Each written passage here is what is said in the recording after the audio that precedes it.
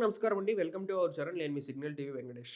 ఎవరైనా సరే పేరెంట్స్ గానివ్వండి, యూత్ గానివ్వండి, ఈ వీడియో చూస్తున్నట్టయితే జాగ్రత్తగా సేవ్ చేసి పెట్టుకోండి. ఎందుకంటే మీ పిల్లలు గానివ్వండి, మీ ఫ్రెండ్స్ గానివ్వండి, వాళ్ళు ఏ లెవెల్ ఆఫ్ మెంటల్ స్టాండర్డ్‌లో ఉన్నారో మీకే అర్థమవుతుంది. రామ్ చరణ్ గారు మీరు తొందరగా ట్రైలర్ రిలీజ్ చేయకపోతే గనక నేను ఆత్మహత్య చేసుకుంటాను. న్యూ ఇయర్ కల్లా గూడా మీ గేమ్ చేంజర్ ట్రైలర్ రిలీజ్ చేయకపోతే నేను ఆత్మహత్య చేసుకుంటాను. తర్వాత మీ ఇష్టం అని జెప్పేసి ఒక ఫ్యాను నిన్న ట్విట్టర్‌లో నేను డై హార్డ్ ఫ్యాన్ అని జెప్పేసి తను పోస్ట్ చేశాడనమాట. మీరు సినిమాకి ఇంకా 13 రోజులు మాత్రమే ఉంది. ఆ లెటర్ కూడా నేనిప్పుడు చూపిస్తాను. 13 రోజులు మాత్రమే ఉంది ఇంకా సినిమా రిలీజ్ చేయడానికి. మీరు ట్రైలర్ గురించి, వీటి గురించి ఏం అప్డేట్ ఇవ్వకపోవడం వల్ల నేను తీవ్రంగా మనస్తాపానికి గురయ్యానని జెప్పేసి చెప్తున్నాడు. చూడండి. RIP letter. లెటర్ నేమ్ కూడా ఏం రాసాడు? రెస్ట్ ఇన్ పీస్ అని జెప్పేసి ముందుగానే డిసైడ్ అయిపోయాడు. ఇదేదో ఉత్తిత్తున రాసిన మ్యాటర్‌లు గాదు. ఎంత లెవెల్ ఆఫ్ పీక్ స్టాండర్డ్స్‌లో కొట్టుకుంటారండి ట్విట్టర్‌లో.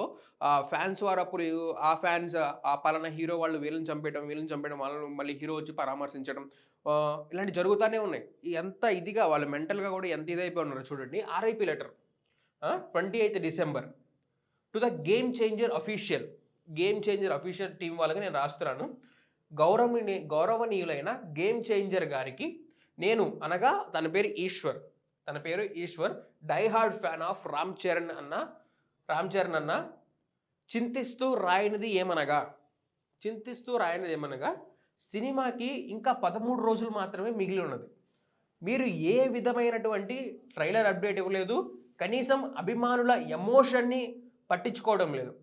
ఈ నెల ఆఖరుకల్లా అంటే డిసెంబర్ ఆఖరికల్లా మీరు ట్రైలర్ అప్డేట్ ఇవ్వకపోతే న్యూ ఇయర్ సందర్భంగా ట్రైలర్ రిలీజ్ చేయకపోతే నేను ఆత్మహత్యకు పాల్పడతానని స్వయంగా తెలియజేస్తున్నాడు. ఇట్లు మీ విధేయుడు రామ్ చరణ్ భక్తుడు ఈశ్వర్ అని చెప్పేసి తను రాయడం జరిగింది. అంటే ఇట్లా ఒక హీరోని మీరు టార్గెట్ చేస్తున్నారా? వాళ్ళకి తెలీదా కనీసం మా ట్రైలర్ రిలీజ్ చేసుకోవాలి, మా ట్రైలర్‌ని పాపులర్ చేసుకోవాలి, మా సినిమాకి ఎక్కువ కలెక్షన్ రాబట్టాలని చెప్పేసి వాళ్ళకి తెలీదా?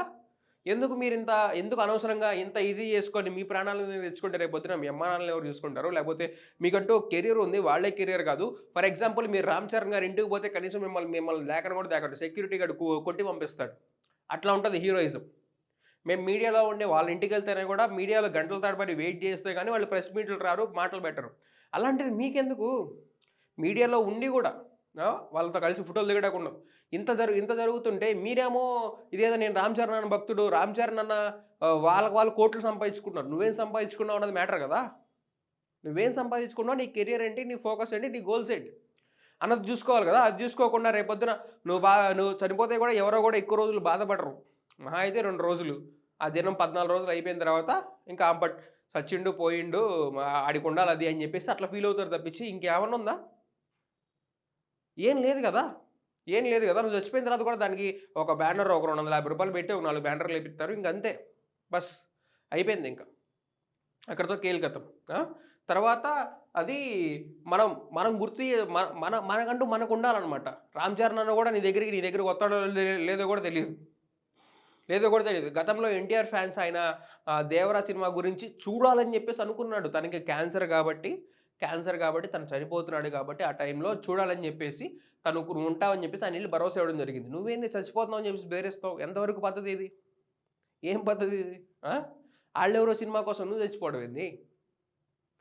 దయచేసి ఇది ఫ్యాన్స్ అందరూ కూడా దృష్టిలో పెట్టుకొని, మనసులో పెట్టుకొని కనీసంలో కనీసం మీ ఫ్రెండ్స్ ఎవరైనా ఇలాంటి సైకలాజికల్ డిసార్డర్ ఉంటే వాళ్ళకి తగ్గించే రిలీఫ్ చేయండి.